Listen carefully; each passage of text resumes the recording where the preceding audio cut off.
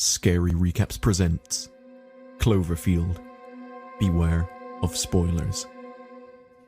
The movie starts with Rob videotaping the start of a typical New York day from an apartment in the North Tower of the Time Warner Center. He goes into the bedroom and chats with Beth, whom he has just slept with. The two agree to go to Coney Island for the day. The tape cuts to Rob's brother, Jason, as he attempts to get the camera working. His girlfriend, Lily, tasks him with documenting Rob's going away party, and Jason passes the task on to his and Rob's friend, Hudson, Hud. Hud obliges, takes the camera, and begins filming the party. During the party, Beth arrives with a date, much to the disappointment of Rob. The two argue, and when Hud asks Lily why, she reluctantly tells him and Jason about Rob and Beth sleeping together. Hud proceeds to tell several guests, and Beth leaves. Rob frustrates her even more by wishing luck to Beth's date as they leave. Shortly afterward, the ground shakes and roars are heard in the area. The party guests go to the roof, look downtown, and see a large explosion in the vicinity. Flaming debris flies towards the roof, and the guests run downstairs and begin to pile into the street. There is another roar, and the head of the Statue of Liberty flies through the streets, landing near Hud. Hud walks over to it, then finds Rob, Jason, and Lily, and the four watch as the Woolworth building collapses. They run into a shop to escape the debris. Minutes later, they exit the shop and find their friend, Marlena, whom Hud had a crush on, babbling about it eating people. After discussing what they saw, and concluding that a giant creature is roaming the city, the five friends decide to make their way to leave the island. However, they are cut off when the monster destroys the Brooklyn Bridge, killing Jason in the process. They run into the city and go into an electronics store so that Rob can try and find a battery for his mobile phone. He finds one and gets a message on his phone from Beth, who is trapped in her apartment. Meanwhile, Hud watches the news and sees live images of the monster rubbing its back against buildings and dropping dog-sized parasites on the ground. The parasites start attacking people.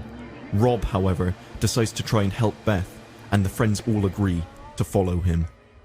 They make their way further north towards Midtown and have an up-close encounter with the monster when the army comes and tries to shoot it down. The group panic and run into a subway to try and escape. When they are below the streets, they discover that they can get to the other side of Central Park from Beth's apartment by following the train tracks and then turning west down Central Park South and begin to walk through the tunnels. The parasites ambush them during their walk, and Marlena gets badly bitten by one during the attack. They hastily climb into the abandoned Bloomingdale's via the 59th Street subway station. A squad of infantry leads them to an army field hospital set up to care for the hundreds of wounded civilians scattered around the city. Shortly after arriving at the hospital, Marlena is dragged behind a paramedic screen. We see her silhouette gruesomely expand and then explode. Some viral effect brought on by the bite she received. Some of the parasites, both alive and dead, are shown in containment cages examined by a few white-coated scientists. The sergeant permits the group to leave and try and help Beth, but to report at a military evacuation zone by 0600 that morning. Hud has a minor breakdown as they leave, but pulls himself together and they continue towards Columbus Circle to help Beth. When they reach the Time Warner Center, they find that the North Tower has been pushed over and is leaning against the South Tower. Hud suggests they climb the stairs in the South Tower and try and find a way onto the roof of the North one, and they manage to get themselves to Beth's apartment. When they get there, they find Beth lying on the floor with her shoulder impaled by a length of rebar. The group pull her up and lead her back down to street level. They briefly see the monster again as they cross the roof of the North Tower and have another encounter with a parasite as they go down the stairwell. Rob stabs it with a fire axe and the four manage to escape. As they reach the evacuation zone, which is just by Grand Central Station, they see the monster step right over the station as they run by it. They hastily try and get on a helicopter, and are separated from Lily, who is put on a different helicopter. Hud, Beth, and Rob get on the next helicopter and begin to evacuate. As they fly over the city, they witness the monster being bombed by various planes and finally get knocked down into a building and under a cloud of smoke. As Hud shouts in joy, the monster suddenly rears up and smashes the helicopter's rear rotor, sending the chopper circling towards the ground.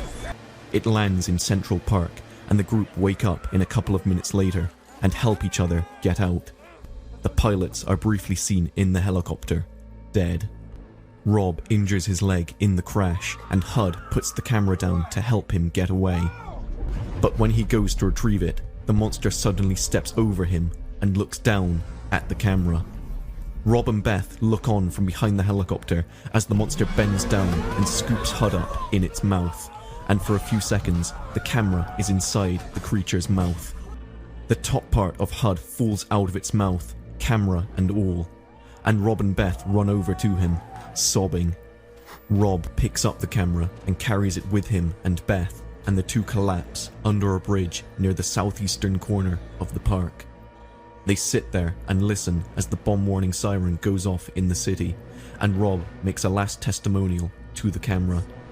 As he quietly comforts Beth, a bomb drops on the park, and the camera gets knocked out of Rob's hand, getting buried beneath some rubble.